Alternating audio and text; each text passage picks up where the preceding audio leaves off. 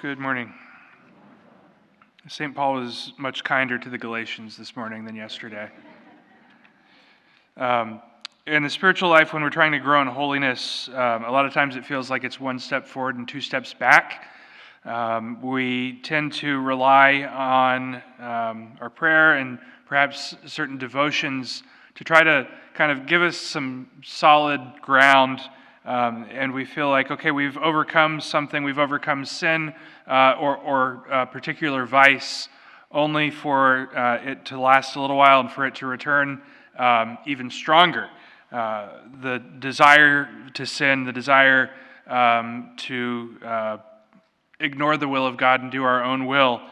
Oftentimes, once we feel like we've grown in holiness, we've kind of gone up to the next rung of the ladder. Then suddenly we find ourselves crashing back down.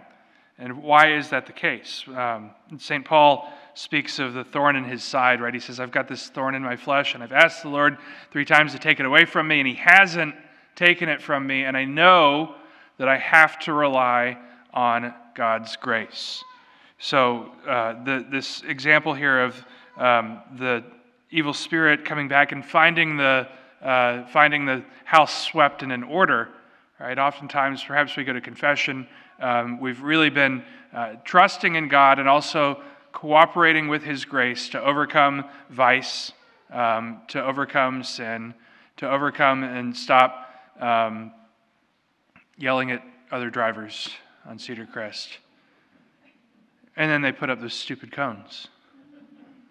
And then you got to go out and it's like, okay, I was doing so good, not yelling at people on Cedar Crest, and now you put up these cones, and it's like you're inviting me to yell at people even more.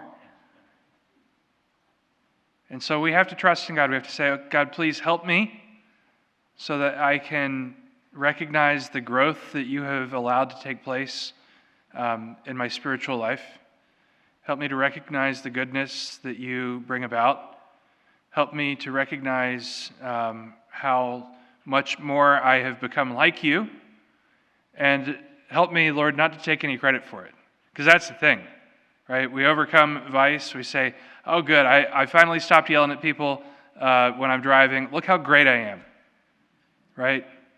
Nobody's more humble than I am. Yeah, that's the... Colleen, you don't think it's true?